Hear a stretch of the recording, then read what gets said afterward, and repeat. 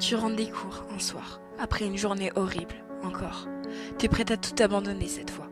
Tu vas dans ta chambre, tu fermes la porte et tu prends ce morceau de papier, cette lettre de suicide que tu as écrit maintes et maintes fois, encore et encore. Tu prends cette lame de rasoir et t'ouvres les veines pour la dernière fois. Tu prends cette bouteille de pilules et les avales toutes. Tu t'allonges patiemment, tenant cette lettre sur ta poitrine. Tu fermes les yeux pour la dernière fois. 1 heure plus tard, ton petit frère toque à la porte pour te dire que le dîner est prêt. Tu ne réponds pas, alors il entre. Il voit seulement que tu es allongé sur ton lit. Alors il pense que tu dois dormir. Il redescend et dit ça à ta mère. Elle monte dans ta chambre pour te réveiller mais remarque que quelque chose ne va pas. Elle prend la feuille que tu as dans les mains et la lit. Sanglotant, elle te secoue. Crie ton nom mais tu ne réponds pas. Ton frère, désorienté, court dire à ton père que ta mère n'arrive pas à te réveiller.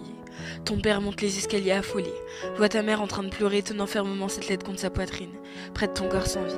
Il comprend rapidement, et se met à crier, jetant un objet à travers la pièce. Puis il tombe à genoux, et se met à pleurer. Le lendemain, à ton lycée, la principale annonce ton suicide à la classe. Cela prend quelques secondes avant que chacun se rende compte. Puis tout le monde devient silencieux. Ils se blâment tous. Les professeurs pensent qu'ils ont été trop durs avec toi. Ces filles populaires repensent à tout ce qu'elles t'ont dit de méchant, bêtement. Ce garçon qui avait l'habitude de t'ennuyer et de t'insulter ne peut pas s'empêcher de se haïr pour n'avoir jamais osé te dire à quel point il te trouvait belle en réalité. Ses amis, ils sanglotent aussi, se demandent comment ils ont fait pour ne pas se rendre compte que quelque chose allait mal. Ils auraient aimé pouvoir t'aider avant qu'il ne soit trop tard. Et ta meilleure amie, elle est en état de choc. Elle ne peut pas y croire. Elle savait ce que tu traversais mais elle ne pensait pas que ça allait aussi mal, au point d'en finir. Elle ne peut pas pleurer. Elle ne veut rien ressentir.